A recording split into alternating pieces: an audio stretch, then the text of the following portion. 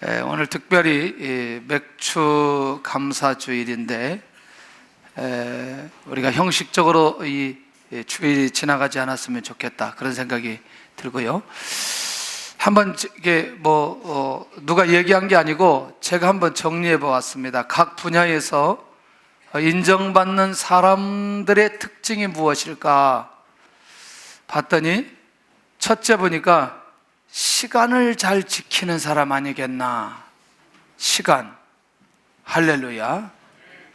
우리 교회에 권사님 한 분이 계십니다. 모든 예배에 지각하시는 분이에요. 심지어는 새벽 예배까지 지각하시는 분이에요. 새벽 예배가 시작되고 5분이 지나 10분 정도 되면 여지없이 이분이 나타나셔요. 너무너무 놀라워요. 그래서 어느 날 이걸 지각하는 걸 좀 끊어야 되겠다 싶어서 이제 지각하지 말라고 그랬더니, 순장 모임할 때 다른 사람보다 10분 전에 나왔어요. 저 나왔어요 그러는 거예요. 그래서 야, 할렐루야. 이 시간을 잘 지키지 않는 부분에서 끊어지는 것을 경험하게 됐는데, 시간을 잘 지킨다, 이건 굉장히 중요하죠. 나중에 사람과의 시간을 잘 지키는 사람은 누구하고도 시간을 잘 지킬 수 있죠? 하나님과의 시간을 잘 지킬 수 있습니다. 오후 예배 15분 조금 빨리 시작할 겁니다. 오늘 오후에 재직기도 있고, 그래서 2시 15분에 찬양하고 30분에 25분, 30분 이렇게 바로 진행할 테니까 못 들었다고 하지 말고 2부 예배 때 광고 안 했어요. 그러니까 소개 전달해 주시고 함께 해 주셨으면 좋겠다. 두 번째는 리더의 말을 잘 듣는 사람입니다. 맞나요? 예. 지난주에 서울 서가는교회 그 전주에 데코타일을 붙이고, 지난주에 좀 이렇게 왁스를 코팅을 좀 해야 될 일이 있어서 우리 사역자하고 우리 집사님하고 좀 가서 그 코팅을 3번을 해라 그랬더니 이제 전화를 했어요. 전화를 했더니 지금 3번 다 했냐 그랬더니 3번 안 하고 1번에 두껍게 한다고 그러는 거예요. 그래서 왜 그렇게 하느냐 그랬더니 재료가 부족해. 재료가. 그래서 이건 맞지 않다. 왜 맞지 않느냐, 재료가 부족하다면 나한테 재료가 부족한 걸 묻고 내가 1번에 두껍게 하라 그러면 두껍게 해야 되는데, 2번 더 하면 시간이 더 가고 지루하고 짜증나니까 1번에 몽땅 다 해가지고 끝내버리려고 하는 생각이 있는 거죠. 사실은 재료가 없다고 얘기하지만 2번 더 하기 싫은 마음이 그 안에 있는 거죠. 그래서 제가 얘기했죠. 이건 스피커폰 다 켜라, 다 들어라. 이거는 1번 한 게 문제가 아니라 내가 분명히 몇 번 하라 그랬어요? 3번 하라 그랬어요. 3번. 이 3번이라는 소리를 정확하게 듣지 않았다. 그래서 얘기하고 다시 또 오라 그랬어요. 이건 1번이나 2번이나 3번이 아니고 이거는 소리를 정확하게 듣지 않은, 이것이 가장 큰 문제다. 그래서 다음 주에 2번 더 하기로 했습니다. 할렐루야. 이 말의 의미를 여러분들 잘 한번 들어주시면 좋겠습니다. 제가 보니까 더 안 해도 되더라고요. 왜냐하면 왁스를 잘 칠하고 코팅이 잘 되었어요. 그러나 이분들을 훈련을 위해서 2번 더 해야 됩니다. 이 말의 의미, 내가 사람 리더의 말을 잘 듣는 사람은 누구의 말이 들리기 시작해요? 하나님의 말씀이 들려지기 시작해요. 할렐루야. 이거 굉장히 중요합니다. 근데 우리가 어떤 얘기할 때 뒤쪽 말을 안 듣고 앞쪽만 말 듣고 가는 경우들 많이 있죠. 나중에 어떤 집을 찾아갈 때 굉장히 어렵더라고요. 뒤쪽 말을 안 들었어요. 3번째는 자기 역할을 제대로 하는 사람입니다. 자기 역할을 제대로 하는 사람은 어떤 분야에서든지 인정받게 됩니다. 할렐루야. 4번째, 이걸 저는 뒤쪽에 가서 지시하지 않아도 분별해서 일을 잘하는 사람, 창조적인 지혜, 창조적인 계획을 가지고 사는 사람은 어디에 가든지 어떤 분야든지 인정받게 되는 거죠. 저는 제 목회 차원에서 이걸 한번 생각해 보았어요. 제가 목사로 부르심을 받고 교회만 잘 목양하면 되죠.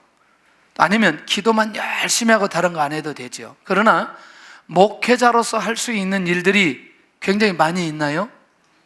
예, 선교도 있고 구제하는 것도 있고 또 어느 사람 돌봐주는 것도 있고, 하여튼 제가 보니까 마음만 먹으면 할 수 있는 게 엄청나게 많은 거죠.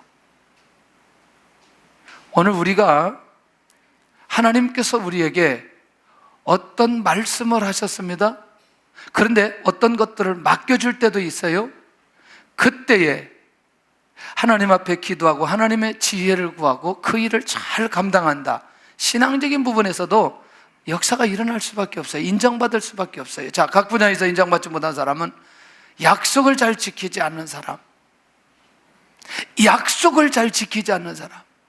할렐루야. 다시 약속하고 싶어요? 그렇잖아요. 에? 그렇게 하고 싶어요? 그렇게 하고 싶지 않아요? 예, 정말 중요하더라고요. 제가 무심코 제가 상을 드릴 겁니다, 그렇게 하고 상을 안 줬나 봐요. 그리고 뭐라고 하냐면, 왜 목사님은 상 안 주냐고.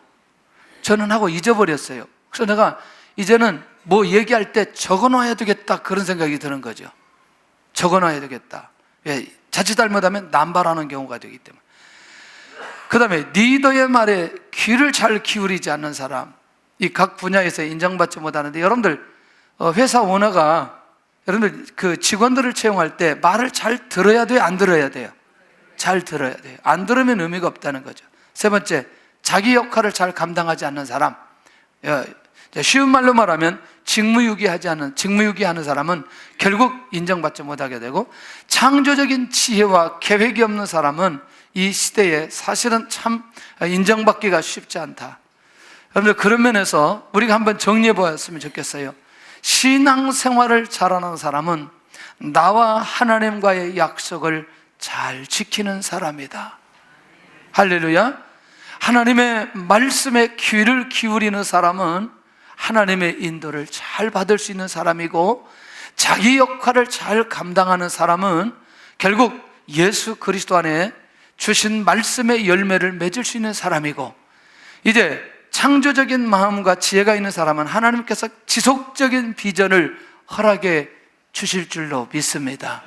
제가 지난 금요일 날 그 연변과기대 세워지는 것과 평양과기대 세워지는 것을 보면서 무슨 생각이 드냐면, 여러분들, 하나님께서 어떤 형태로 말씀하셨는지는 모르지만 여러분들 그 맨 땅에 아무것도 없는 곳에 현수막을 치고 여기 앞으로 학교가 세워질 것이다, 또 앞으로 평양에도 또 학교가 세워질 것이다 라고 하는 것은 하나님께서 그 사람에게 주신 그 놀라운 은혜와 응답이 있는 건 사실이지만, 그가 하나님 앞에 기도함으로 내 사명과 내 분량을 키워나가는 과정 속에 하나님으로부터 응답받는 거 아니겠나, 그런 생각을 해보는 거죠. 하나님, 저도 내가 이 땅에 살아가는데 창조적인 지혜를 허락하여 주시고, 물론 우리가 만들어내는 그런 창조는 아니지만 하나님께서 주시는 그런 지혜지만, 하나님, 그렇게 인도받기를 원합니다. 그렇게 갈 수 있는 것도 매우 귀하다. 여러분들, 그런 면에서 지켜라, 지켜라, 지켜라, 무엇을 지키고 그것을 지키는 가운데 주시는 의미가 무엇인지 발견하는 사람은 이 삶 자체가 일반적이지 않다는 거죠. 그 중에 하나가 하나님께서 모세를 통해서 주신 말씀이 뭐냐면, 6월절의 절기를 지키라는 거거든요. 혹시 여러분들 6월절의 절기를 지키라고 하는 행위와 율법적인 차원에서 이 말씀을 받지 않았으면 좋겠다, 그 소원하는 마음이 있어요. 그리고 내가 이전에 율법적인, 6월절에 대해서 개념적으로 알고 있었던 거를 다시 생각하면서 듣지 않았으면 좋겠다는 거죠. 오늘 이 6월절의 절기를 지키라 라고 하는 말을 오늘 내가 처음 듣는 것처럼 이 말씀을 한번 들어본다면 우리가 6월절의 절기의 비밀이 어떤 것인지 이해할 수 있을 거라는 거죠. 6월절의 절기를 지켜야 하는 이유가 뭐냐? 하나님께서 이스라엘을 애굽에서 인도하심을 기억하기 위해서 6월절의 절기를 지켜라. 할렐루야. 430년 동안 노예로 살았던 것들을 하나님께서 직접 그들을 구원하시고 약속된 땅으로 인도하신 분이 누구다? 여호와 하나님이시다. 할렐루야. 결국 그러면 계속해서 6월절 절기를 지켜라 라고 하는데 초점이 어디에 있도록? 초점이 어디에 있도록? 하나님에게 있도록. 초점이 어디에 있도록? 하나님에게 있도록. 누가 인도하셨다? 하나님께서 인도하셨다. 자, 대답을 할 때 나의 것이 됩니다. 그 다음에 두 번째는 가나안 땅의 약속과 축복을 위해서 하나님께서 이 백성을 가나안 땅까지 인도해 주셨다. 애굽에서는 종이었지만 이제는 주인공으로, 선민으로 하나님의 응답과 역사가 일어나는 민족으로 하나님께서 세워주셨다. 다시 누구를 바라보도록? 하나님을 바라보도록. 누가 애굽 땅, 애굽에서 가나안 땅까지 인도하셨다. 하나님이 인도하셨다. 430년 동안 응답 없이 살았던 자들이 이제는 응답의 삶으로, 주인공이 되었다는 게 뭐냐면 광야 40년 동안 하나님이 직접 인도하셨나요? 광야 40년 동안 기적으로 그들이 살았나요? 예, 지금 가나안 땅에 들어가지만 모압 땅에서 가나안 땅에 들어가는 과정 속에 또 요단강의 기적을 경험해야 된단 말이죠. 그러니까 이전에 40년 동안도 경험하지만 앞으로도 이 기적과 역사를 경험하게 되는데, 누가 이렇게 응답의 삶으로 인도하셨느냐? 하나님께서 그렇게 인도해 주셨다. 그 사실들을 그들 스스로 인정하고 하나님을 바라보도록 하기 위한 계획.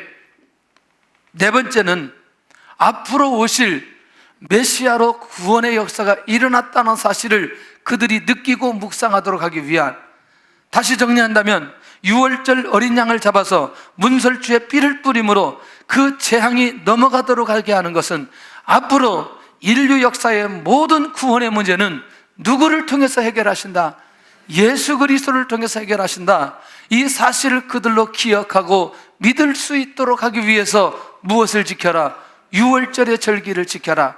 이 땅에 있는 인류의 모든 방법은 다른 방법으로 해결되지 않고 누구를 통해서만 해결될 수 있느냐?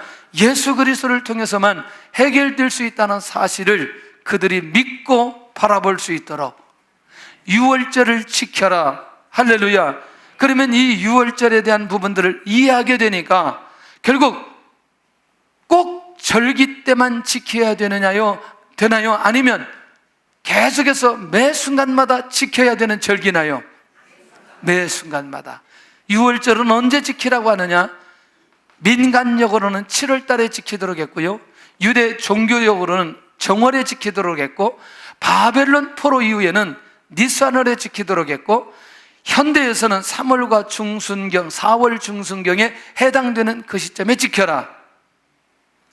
자, 어느 시점에 지켜라 라고 하는 시점도 중요하지만 중요한 건 왜 지켜야 될 것이냐 라고 하는 부분에 관심을 가질 필요가 있다는 얘기입니다. 할렐루야. 참고하시기를 바랍니다.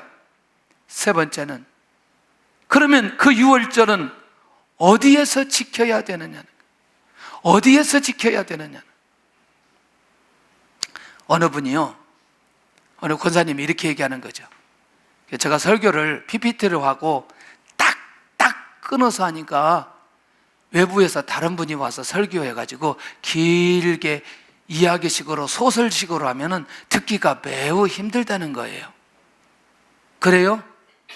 예, 그러지 않기를 바랍니다. 영적으로 깨어있는 사람은 어떤 말씀이든지 하나님의 음성으로 들을 수 있다는 것이죠. 딱딱 끊어지지 않아도, 할렐루야, 너무나 딱딱 끊어지면 재미가 없어요. 근데 저는 제가 볼 때, 제가 말씀을 볼 때 뭔가 분명한 것을 붙들어야 되어서 어쩔 수 없이 그렇게 하지만, 사실은 좀 편안하게 이야기식으로, 소설식으로 하면 훨씬 더 은혜가 되기도 합니다. 할렐루야. 예, 다음 주에 오셔서 설교하시는 홍성건 목사님이 그렇게 편안하게 이렇게 하시는 분이기 때문에 여러분들 잘 은혜 받으시기 바랍니다. 자, 그렇다면 어디에서 지켜라? 하나님의 이름을 두시려고 한 곳에서 지켜라. 자, 이제 2절 우리가 한번 봐야 됩니다. 2절. 자, 2절. 자, 눈을 열어서 한번 봐야 돼요. 이제, 자, 보셔야 돼요. 시작. 여호와께서 자기의 이름을 두시려고 택하신 곳에서 소와 양으로 내 하나님 여호와께 유월절 제사를 드리되. 할렐루야. 이게 뭐냐면 하나님의 성전이 세워질 곳에서 드려라. 두 번째는 하나님의 약속과 성취를 이루는 곳에서 지켜라. 메시아를 보내는 곳에서 지켜라. 다시 말하면 어디예요? 예루살렘이에요. 어디예요? 가나안 땅이에요. 자, 저를 보셔야 돼요. 저를 보셔야 돼요. 자, 지금 현재 이걸 지금 지켜라, 미래에 지켜라. 아니, 내 이름을 두시려고 한 곳에서 지켜라 라고 할 때는 이게 현재예요, 미래예요? 그렇지, 미래예요. 자, 그러면 지금은 모압 땅이고 이후에 이들이 들어갈 곳은 어디예요? 할렐루야, 가나안 땅입니다. 지금 이 시점이 굉장히 중요한 거죠. 그러면 여기서 해결돼야 될 문제가 있나요? 요단강 건너야 돼요. 가나안 땅 정복해야 돼요. 그러니까 이미 모세의 믿음 안에는 이들은 요단강을 건너고 가나안 땅을 정복할 것이라는 믿음이 그 안에 있는 거죠. 그러니까 어디에서 지켜야 되느냐라고 하는 건 이미 이들은 놀라운 몇 가지의 응답을 받고 들어가고 있다는 얘기입니다. 하나님의 역사를 위해서 준비된 곳에서 이 유월절을 지키라. 다시 말하면 하나님의 임재가 있는 곳, 하나님의 응답이 있는 곳, 하나님의 기적이 있는 그곳에서 유월절 절기를 지켜라. 오늘 유월절, 77절, 초막절 다 얘기하는데 꼭 여러분들 지나간 상황 속에 하나님께서 이미 어떤 역사를 보여주시고 은혜를 내려주시고 응답해 주시고 난 이후에 유월절, 77절, 초막절을 지키라고 말씀하신 이 원리를 놓치지 않아야 된다는 거죠. 할렐루야. 아무것도 없는 황량한 땅에서 아무것도 주시지 않고 그냥 지켜라 지켜라 지켜라 이렇게 말씀하시지 않는다는 얘기입니다. 네 번째는 유월절은 어떻게 지켜야 되느냐? 소나 양으로 유월절 제물로 제사를 드리도록 하십니다. 자, 그러면 이렇게 정리하면 어때요? 제사는, 제물은 모두 다 누구를 예표하고 있어요? 할렐루야. 그런데 그 제물은 반드시 어떻게 돼야 돼요? 잡아야 돼요. 죽어야 돼요. 그리고 무엇을 흘려야 돼요? 피를 흘려야 돼요. 그러면 예수님이 죽으심으로 산 제사, 산 제물이 되었나요? 그런데 이 유월절 제사를 소나 양으로 잡도록 하는데 이것은 결국 누구를 예표하기 위해서, 할렐루야, 이 제물을 통해서 자, 인도하신 모든 것에 대해서 하나님께서 인도해 주신 것에 대한 확신이 그들 안에 있고 하나님을 바라보게 하는 것도 있지만 앞으로 이 이스라엘 민족을 통해서 누구를 이 땅에 보내주시겠다? 예수 그리스도를 이 땅에 보내주시겠다. 그 예수 그리스도를 바라보기 위해서 소나 양으로 유월절 제물로 제사를 하나님 앞에 드리라고 말씀하고 있다는 얘기죠. 그러니까 요한복음 1장 29절에 보라 세상죄를 지고 가는 하나님의 어린 양이로다 이렇게 고백하고 있는 것을 보게 됩니다. 두 번째, 꼭 기억하시기를 바랍니다. 유교병을 먹지 말고 유월절을 지키라. 이 유교병은 죄의 상징인 옛 생활을 상징합니다. 이해되나요? 자, 그러니까 옛 상징, 옛 생활, 그러면 이들에게 있어서 옛 생활은 어디예요? 바로 애굽입니다. 맞나요? 그러니까 지금 이제 이들이 유월절을 지키면서 새로운 민족이 되었나요? 예, 이제는 이들이 노예가 아니에요. 이들은 선민이에요. 그렇기 때문에 어디를 동경하면 안 돼요. 과거에 노예 생활하면서 우상 숭배했던 애굽의 문화 속에 다시는 들어가면 안 된다는 얘기죠. 그러니까 결국 과거를 정리하고 이제 과거에 죄악된 생활을 정리하고 습관을 정리하고 이제 새로 예수 그리스도의 이름으로 구원받은 하나님의 백성으로 가나안 땅의 축복을 누리는 사람으로 살도록 작정하기 위해서 무엇을 먹지 말아라? 유교병을 먹지 말아라. 할렐루야. 놓치지 않기를 바랍니다. 앞에서 철야기도 인도하다 보면 우리 학생들이 막 기도하러 나와요. 기도하러 나오면 제가 냄새가 나요, 사람에서. 학생 딱 손을 딱 잡고 냄새를 맡았어요. 이놈이 이 밖에서 깊이 있게 연기를 하고 딱 이게 냄새를 맡는 순간에 목사님 내가 알았다 그랬어요. 그렇게 빡 한 대 때리고 기도해줬어요. 하나님 제발 이 아이가 담배를 좀 끊게 해주시옵소서. 비밀로 해달라고 했기 때문에 계속 비밀로 해줘야 돼. 근데 곧 정리될 것 같다 생각이 들어요. 여러분들, 우리가 이제 교회에서 자꾸 이런 얘기를 하다 보면 어떤 일이 벌어지냐면 그분이 아직 그것을 끊을 수 있는 믿음이 아닌데 그것들을 보았을 때에 우리도 모르게 정죄감이 들어요. 맞나요? 이 얘기를 계속 하다 보면 근데 영적으로 성숙했는데도 불구하고 옛 생활의 상징인 음식들을 계속해서 내가 가지고 있다, 그런 것들을 가지고 있다라고 하는 부분들은 생각해 볼 필요가 있다는 얘기죠. 할렐루야. 정리되나요? 그러니 이것이 내 영적인 생활에 유익이 되지 않는 것이라면 끊어야 된다, 끊지 않아야 된다? 끊어야 된다. 6월절의 절기를 지키라고 하는 의미는 바로 옛 잘못된 습관, 잘못된 죄악된 모습을 내려놓고 새 생활로 시작하고자 하는 의지가 있는 가운데 6월절 절기를 지키는 의미가 이 안에 있다는 얘기죠. 할렐루야. 단순하게 그렇게 6월절 절기 이것만 생각해서는 안 된다는 얘기입니다. 할렐루야. 세 번째는 무교병, 곧 고난의 떡을 그것과 함께 먹으라는 거죠. 유목민이 갑자기 손님이 찾아왔을 때 대접하는 떡이 무교병이에요. 조금 더 가볼까요? 이건 뭐냐면 이스라엘의 광야 생활을 상징하는 것으로 사용되어져요. 혹시 여러분들 어떤 음식 생각나면 옛날에 고난당할 때, 힘들 때, 어려웠을 때 그때 느낌이 떠올라요? 안 떠올라요? 떠올라요.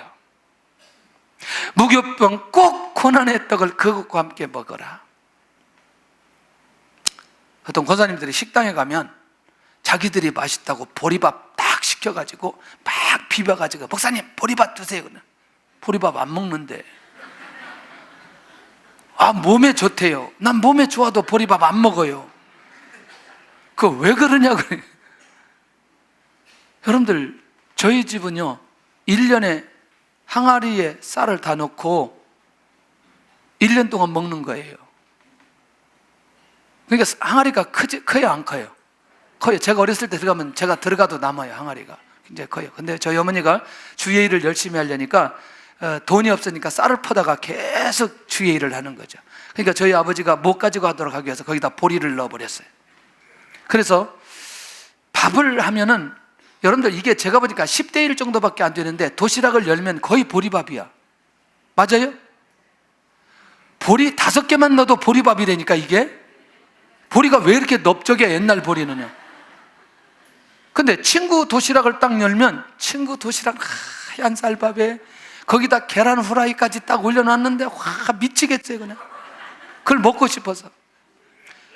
고등학교 졸업할 때까지 쌀밥을 먹어본 적이 없어요. 어느 때 먹느냐? 가을에 이제 농사 짓고 그런 때는 쌀밥을 먹다가 갑자기 또 새로 시작되면 또 항아리에 또 붓고 다시 보리를 섞고. 그때부터 제 마음속에 쌀밥을 먹는 게 소원이 되었어요. 그래서 고등학교를 졸업하고 갑자기 무슨 소리예요 이게? 졸업하고 난 이후에 웬만하면 보리밥 안 먹는 거예요. 뭐 몸에 좋다, 나 그래도 몸에 좋아도 나 안 먹는다 보리밥. 보리밥 안 먹어 보리밥. 그러니까 보리밥 생각하면 항상 그때 생각이 나는 거죠. 하루에 5개씩 먹는데 거기다가 계속 눈에 보이는 게 보리만 있고. 그래서 그렇게 많지는 않았던 것 같아요. 여러분들 각자 나름대로 지금까지 우리가 살아가는 데 있어서 어떤 음식이 과거의 나의 고난을 떠올리게 했던 부분들이 있을 수 있어요. 맞나요? 예. 그런데 왜 이것을 먹도록 하느냐? 이스라엘 백성들이 그렇게 광야의 길을 겪었지만 그 광야의 시간 속에 누가 인도하셨어요? 하나님께서 인도하셨어요. 지금은 가나안 땅에 엄청난 하나님의 축복을 누리지만 그들에게도 어떤 시간은 있었다? 광야의 시간은 있었다는 것입니다. 죄송합니다. 옛날에 그것도 먹을 것이 없어서 이 도시락을 못 싸가지고 학교 간 분들 정말 죄송합니다. 뭐 수도꼭지에 가서 물을 드셨던 분들은 정말 죄송하고, 그나마 저는 이제 밥이라도 먹을 수 있었기 때문에 우리 세대는 그래도 그렇게 굶은 사람들은 많지는 않았습니다. 자, 고난의 떡이라는 의미는 무엇인가? 430년의 쓰라린 애굽에서 체험한 고통스러운 노예 생활을 기억하게 만들어 주셨다. 혹시 여러분들 출애굽기 12장 34절에 가서 보면 이제 그 10번째 재앙이 일어나건 이후에 급히 떠나라고 얘기하지요. 그때 바로 되지 않았던 떡을 싸가지고 나왔던 아주 공고한 사건들이 기억된다는 거죠. 그러니까 무교병 하면 이스라엘 민족에 있어서 무엇과 상징되어진다? 고난과 상징되어진다. 무엇과 상징되어진다? 고난과 상징이 된다. 그래서 6월절을 지킬 때는 어떤 떡을 먹어라? 고난의 떡, 무교병을 먹으라는 거예요. 여러분들 하나님 앞에 구원의 감격과 구원의 기쁨과 구원의 축복을 누려야 되는데, 혹시 기억하시나요? 내가 예수님 믿지 않았을 때 제사도 마음대로 못하고 결혼도 마음대로 못하고 어떤 게 의해서, 사주에 의해서 내 인생이 그렇게 끌려가다가 어느 날 내가 예수 그리스도를 믿고 구원받는 순간부터 내가 이 모든 것으로부터 자유함을 얻었던 이 감격, 여러분 그때 내가 뭔가 묶여 있어서 나름대로 자유하지 못하고 그렇게 고통스럽게 살았던 그 시간들에 대한 것들이 내 안에 묵상되어질 때에 지금의 감격스러운 은혜의 생활이 하나님 앞에 감사로 나갈 수 있다는 얘기입니다. 할렐루야. 다섯 번째는 누룩이 보이지 않게 함으로 유월절을 지키라. 누룩은 뭐냐면 인간의 영혼을 부패시키는 죄악을 상징합니다. 다시 말하면 누룩을 제하는 것은 죄로 오염된 죄악을 버리고 새 생활을 시작하는 거예요. 그러니까 결국 뭐냐면 이런 거 아니겠어요? 누룩이 보이지 않도록 해라. 그렇다면 우리 안에 무엇을 버리고 죄악을 버리고, 할렐루야, 새 생활로 나가도록 하게 하는 동기부여다. 그게 뭐냐면 유월절이라는 절기를 통해서 결국 죄를 버리고 새롭게 시작할 수 있는 기회를 하나님의 백성들에게 주시기 위해서 유월절의 절기를 지키라고 말씀하고 있다는 것입니다. 아멘. 그러면 유월절 날마다 지켜야 되잖아요. 매 순간마다 지켜야 되잖아요. 그렇다면 유월절에는 하나님 앞에 어떻게 나아가야 되느냐는 거예요. 어떻게? 첫째, 출애굽의 감격을 잊지 않고 나가야 되겠다. 두 번째, 가나안의 약속의 축복을 감사하면서 나가야 되겠다. 세 번째, 이제 새로운 삶으로 살기로 작정하는 마음으로 유월절의 절기를 지키면서 하나님 앞에 나아가야 되고, 네 번째는 앞으로 오실 메시아를 바라보면서 우리 인간의 모든 문제는 누구를 통해서만 해결받을 수 있다? 예수 그리스도를 통해서만 해결받을 수 있다는 믿음으로 하나님 앞에 나아가야 될 필요가 있다는 거죠. 지금도 누구의 힘으로는 되지 않지만 예수 그리스도의 능력으로 우리 안에 있는 우리가 기도하는 모든 제목들이 응답될 줄로 믿습니다. 할렐루야, 할렐루야. 도저히 바뀌어질 것 같지 않은 저 북한 땅에도 예수 그리스도의 능력으로 바뀌어질 수 있다고 믿습니다. 할렐루야. 두 번째는 초막절의 절기를 지켜라. 이거는 16장 13절 17절까지인데 이거 이제 거의 추수감사절과 연결되기 때문에 잠깐 지나가고 마지막 77절에 있는 내용을 좀 해야 될 필요가 있습니다. 초막절은 언제 지켜야 되느냐? 간단합니다. 추수를 끝낸 후에 지키도록 합니다. 자, 이렇게 질문 던질게요. 유월절 절기를 지키라고 하는 건 진행 중에 모든 상황 속에 상황이 진행하는 중에 유월절을 지켜라? 아니면 모든 상황을 끝내놓고 결과를 보면서 유월절을 지켜라? 이미 유월절 사건은 이전에 일어났던 사건이고 그것을 기억하면서 하나님이 어떻게 일하셨는가를 명확하게 볼 수 있는 거 아니었어요? 예. 추수감사절도 이미 추수 끝낸 거니까 하나님께서 역사해 주신 결과가 있어요, 없어요? 있어요. 지키기 어려워요, 쉬워요? 아무것도 보이지 않는 것도 믿음은 바라는 것들의 실상이요 보지 못하는 것들의 증거라고 했는데, 그렇게 믿음으로 행하라고 하는 것도 있지만 이것은 이미 결과를 보고 결과를 주어 놓고 지키라고 하는 건 어렵지 않다는 얘기예요. 장막을 치고 살았던 40년을 기념하는 절기, 그래서 혹은 수장절 혹은 장막절이라고 얘기하기도 하죠. 초막절은 어떻게 지켜야 되느냐? 자, 이것도 포도주 틀에 소출을 거두어들인 후에, 아까 얘기한 대로 소출이 끝난 후에 이래 동안 초막절을 지켜라. 성 안에 가는 모든 자들이 함께 지키도록 하라. 왜? 하나님께서 역사해 주신 것에 대한 것을 혼자만 즐거워하지 말고 많은 사람들이 하나님 앞에 나와 감사할 수 있는 모습이 되어야 된다는 거죠. 역시 이 초막절도 어디에서 지켜라?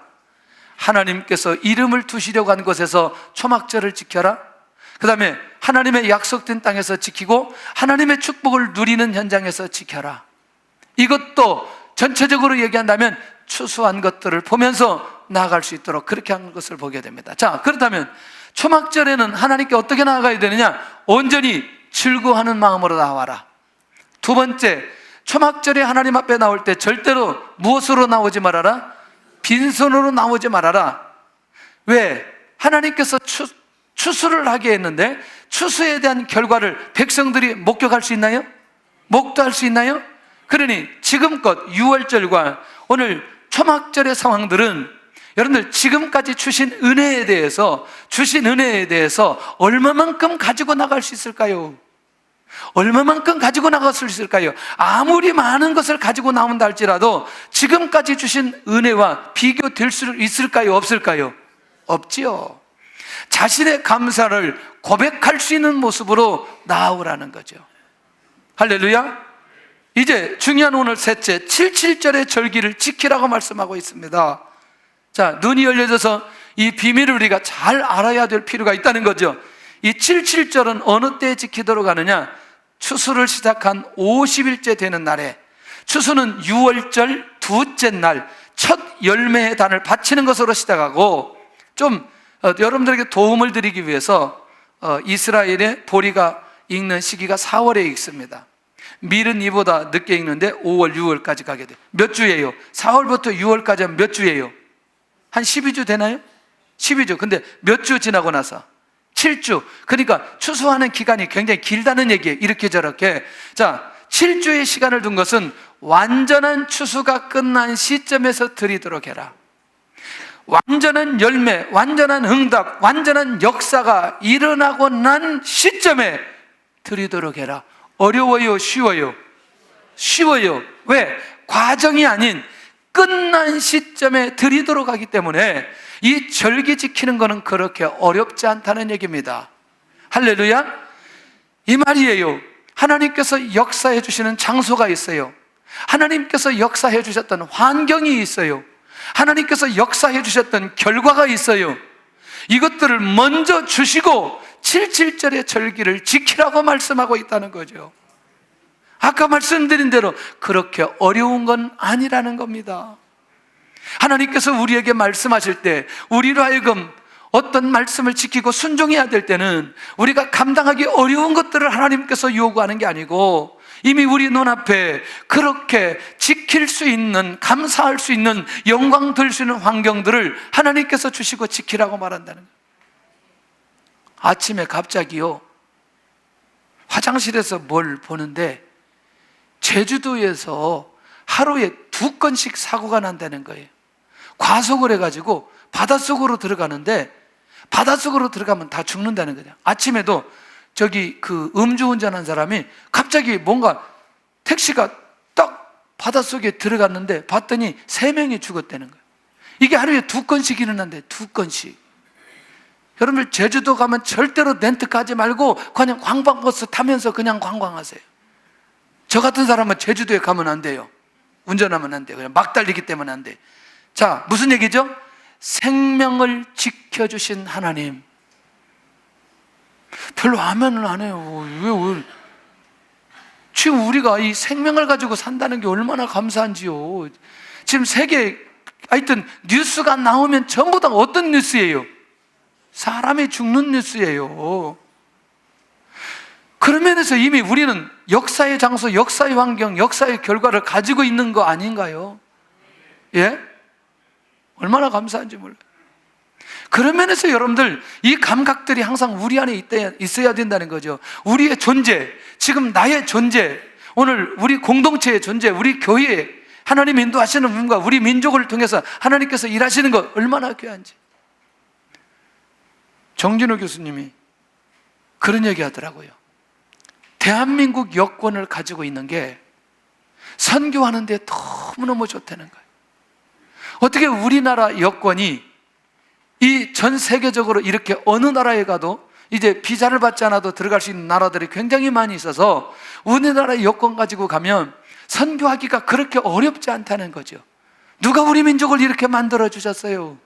하나님께서 이렇게 만들어 주셨어요. 지난번에 얘기하잖아요. 영국의 명품 백화점에 가면 전자 품목에 가보면 전부 다 우리나라 것이라니까요. 명품 안에 다 들어있다니까요. 어느 나라에서 한국 자동차가 돌아다니면 반가워요, 안 반가워요? 안 반가운 사람은 회개해야 돼요. 정말 반가워요. 우리나라 차가 이렇게. 지난번에 이스라엘에 갔더니 30%가 한국 차라는 거죠. 30%가. 얼마나 감사해요. 그런 면에서 여러분들, 우리 민족을 하나님께서 이만큼 만들어 주신 거 얼마나 감사해요. 정말 감사한 거죠. 여러분들, 지금 옷만 있으면 좋겠다 그런 게 아니라 어떤 옷이냐 그런 거 아니에요. 맞아요? 아무거나 걸치면 됐을 때가 있어요, 우리나라에도. 근데 지금 무슨 옷이냐? 그래요? 가방도 아무거나 들고 다녔어요. 무슨 가방이냐 이런 게. 그래요, 안 그래요? 죄송합니다, 어르신들. 젊은 사람들은 안 그래요. 이건 뭐죠? 하나님께서 우리 민족을 이만큼 회복시켜 주셨다 그 말인 거죠. 자, 그런 면에서 우리가 지금 국가적으로 그렇고 개인적으로 그렇고 가정적으로도 그렇고 이렇게까지 해주신 것에 대한 것은 우리가 언제든지 매주 77절의 절기를 지켜도 모자란다는 얘기죠. 이 말 할 때는 아멘을 같이 확 해야 되는데 이쪽만 아멘 했어요. 하여튼 역사가 일어날 줄로 믿어요. 하여튼 모르겠어요. 하여튼 말. 그러면 77절은 어떨 절기가? 성경에는 맥주절이라고도 하고요, 보리벨 때부터 밀수약 마치는 7주가량의 수약기간이고, 중요한 건 뭐냐면 이런 거죠. 오늘 하나님의 백성 이스라엘에게 비 또는 농사, 그것을 풍년을 만들게 해주시는 그것을 누가 주관하시느냐? 하나님께서 주관하신다는 사실을 그들로 하여금 믿도록 하기 위해서 그들로 인정하는 것 중에 한 가지가 이 절기를 지키며 하나님 앞에 영광 돌리는 거죠. 할렐루야. 우리 생일잔치 해요, 안 해요? 생일잔치 왜 하는지 모르겠어요. 근데 생일잔치 하는 이유가 뭐예요? 뭐 때문에 생일잔치예요? 에? 뭐 때문에 해요? 생일잔치 왜 하는 거예요? 좀 알려주세요. 나 잘 몰라가지고. 생일잔치 왜 하는 거예요? 뭐 때문에 하는 거예요? 뭐 때문에? 그러니까 태어난 거? 태어난 걸 축하한다? 하나님의 관계는 전혀 없고 그 사람 태어난 거 누가 태어나게 만들었어요? 에? 김명인 교수님 와가지고 우리가 태어나는데 몇 대 몇인가 한번 확인해 봐야 돼요. 어떻게 우리가 태어나게 됐는지. 그 수많은 15,000대 1, 25,000대 1을 뚫고 우리가 이 땅에 태어났는데 이게 누구의 은혜예요? 하나님의 나라를 이 땅에 보내주셨다는 그런 개념에 생일잔치면 모르는데 누가 드러나기 시작해요? 나가 드러나면 안 된다. 생일잔치 하지 마라 그 말은 아니고 초점이 잘 맞춰졌으면 좋겠다 그 말인 거죠. 그러니까 결국 뭐냐면 우리는 이런 것들을 보면서 초점이 누구에게로 향해야 되느냐? 하나님께로 향해야 되지 않아요? 할렐루야. 자, 77절은 이 7주간 지난 이튿날 지켰는데 77절은 하나님께서 주신 수확에 대해 감사하기 위한 절기였다는 거죠. 분명한 하나님의 역사를 확인하는 기간을 주셨다 그 말인 거예요. 할렐루야. 자꾸 먹는 얘기해서 죄송합니다. 혹시 통일별을 아시나요? 알아요? 아유, 대단한 분이네. 수준 있는 분들이에요. 통일별의 특징이 뭐냐면 많이 나와. 그런데 먹으면 어때요? 더럽게 맛이 없어요. 먹을 수가 없어. 이게 밥을 하면 날아가요. 이게 맞아요? 옛날 드셨잖아요. 지난주에 어떤 분이 쌀을 이렇게 기증했어요. 쌀을 했는데 이제 이렇게 그 무슨 쌀인지 잘 몰랐어요. 그 밥을 해 먹었더니 이 정말 좋은 쌀인 거죠. 그 물어봤어요. 이 쌀이 어떻게 되냐 봤더니 저기 계약 재배를 했는데 무공해로 이 쌀을 재배했는데 지금까지 제가 먹어본 밥 중에 거의 찰밥과 같은 그런 쌀인 거 이게. 제가 이걸 보면서 옛날 생각을 해보는 거죠. 그때는 많이만 있으면 되었어요. 맞나요? 지금은 뭐예요? 어떤 게 맛있는지, 양에 상관없이 어떤 게 맛있는지, 그게 그 쌀을 보냈는지 안 보냈는지 모르지만 옛날에 우리가 북한 한번 쌀 보낸 적 있나요? 어땠어요? 그리고 북한에서 우리 쌀 한번 보낸 적 있나요? 있잖아요. 그때 망신당했다는 얘기 들었는데, 여러분들 지금 저는 이런 상황들을 보면서 하나님 앞에 감사할 수밖에 없는 거죠. 이 환경을 누가 만들어 주셨어요? 하나님이 만들어 주셨어요. 언제 우리가 집집마다 자동차 있었어요? 예? 언제 집집마다 요즘에는 집에 한 대, 두 대 있나요? 예, 한 대밖에 없는 집도 대단히 죄송하고 없는 집도 대단히 죄송합니다. 그러나 보편적으로 우리나라가 지금 가장 고민하는 게 뭐예요? 매연, 차가 너무나 많아가지고 미세먼지 때문에 지금 고민하기 시작했습니다. 이 경유를 어디까지, 휘발유까지 올려서 팔아야 된다. 이 경유 산 사람들 다 고민되기 시작했는데, 이거 전부 다 뭐 때문이에요? 차가 많아서. 그럼 우리가 그만큼 경제적인 어느 정도로 회복되었다는 얘기 아니겠어요? 분명한 하나님의 역사를 확인하는 기간, 이런 시점들을 우리가 바라보면서 지금의 상황을 어렵다고 얘기해서는 안 된다는 얘기예요. 일제 36년에 살면서 경험했던 고통, 6.25 전쟁을 통해서 경험했던 그거, 50년대 경험했던 이거, 60년대까지 그런 쉽지 않은 시간들이 있었지만 지금 하나님께서 이만큼 해주신 것에 대한 감사가 우리 안에 있어야 돼요. 그런데 갈수록 어렵다는 말은 많이 하지 이 감사의 고백들은 일어나지 않는 것을 보게 된다는 거예요. 오늘도 우리 안에 회복될 수 있기를 바랍니다. 77절의 영성이 회복되게 하여 주시옵소서. 77절은 어떻게 해야 되느냐? 여호와께서 복 주신 것을 반드시 기억하라. 출애굽의 역사를 세계적인 복, 가나안을 정복하고 누릴 수 있는 복을 이들에게 주셨다는 겁니다. 하나님께서 주신 복, 그것을 기억하라. 기억하라, 기억하라. 할렐루야. 오늘 금년에 6개월 동안 내 평생에 하나님께 주신 은혜 기억할 수 있기를 바랍니다. 금년에도 보니까 지교에 세워줬고 분립개척하게 해주셨고 90명이나 되는 일꾼들을 우리 교회에서 세워주셨고, 제가 저쪽 교회 가서 그랬어요. 세상에 일꾼을 세워가지고 파송하는 교회 봤냐고 내가 물어봤어요. 봤어요? 못 보셨죠? 감사한 일이죠. 이런 은혜를 우리에게 주셨다는 게 얼마나 감사한지. 전반기에 주셨던 은혜를 생각하니 정말 감사해요. 결국 뭐냐? 이 이스라엘 백성들에게는 선민으로 하나님의 언약의 백성으로 세워주셨다는 거죠. 하나님의 뜻을 이루고 성취하는 민족으로 부르주셨다.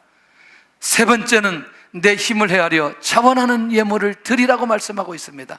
다시 말하면 이런 거죠. 아까 말씀드린 대로 이미 주신 것에 대해서 하나님 앞에 내가 자원하는 예물을 드리는데 이 주신 은혜와 비교될까요? 안 될까요? 비교되지 않아요. 스스로 판단하여 자신의 최선을 드리도록 말씀하고 있다는 거죠. 그런데 어떻게, 어떤 마음으로? 즐거운 마음으로 최선을 다해서 드려라. 돈으로 생각해서는 안 된다는 겁니다. 아까 제가 2부 때도 그랬습니다. 내가 지금 관심 있는 게 뭐냐면 한 달 동안 내가 지출했는데 한 달 동안 지출한 내용 중에 내가 어디에 지출을 많이 했는지 한번 생각해 보면 내 관심이 거기에 있다라는 사실을 알 수 있습니다. 왜? 예물의 목적을 주님이 분명하게 가르쳐 주셨기 때문에. 내 보물이 있는 곳에 내 무엇이 있다? 마음이 있다고 말씀하셨기 때문에 예물의 중심에 따라서 자신의 마음을 드릴 수 있기 때문에 그렇다는 것입니다. 할렐루야.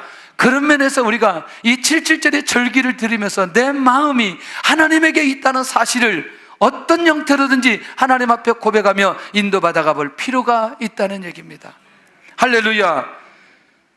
다섯 번째는 모든 가족들이 함께 여호와 앞에 즐거워하라. 자녀, 노비, 성중에 있는 레위인, 객과 고아와 과부 모두 다 함께 여호와 앞에 즐거워할 수 있도록 이번 주 숙제를 냅니다. 이번 한 주 동안 내 주변에 있는 사람들과 함께 주셨던, 금년에 주셨던 응답을 같이 나누면서 즐거워할 수 있는 시간을 가졌으면 좋겠습니다. 아마 그렇게 내가 고백하고 그렇게 인도받아가면 훨씬 더 많은 은혜와 응답들을 더하여 주실 줄로 믿습니다. 하나님의 은혜로 사는 모든 자들과 함께 즐거워하라는 겁니다. 그 다음에 애굽의 종되었던 것을 기억하고 지켜라. 불의한 이웃을 초청하도록 한 이유라는 거죠. 우리들도 이스라엘 민족도 과거에는 그렇게 불우하고 힘들고 어렵게 살았다. 그러니 지금 내가 회복된 삶 속에 그런 사람들을 초청해서 함께 기억하고 지켜라. 할렐루야. 굉장히 중요한 것 아니겠어요? 혹시 이번 기회에 또 내가 누구에게 식사 한번 대접하고 함께 내가 주셨던 은혜를 나눌 수 있는 부분까지 갈 수 있다면 얼마나 감사한 일인지.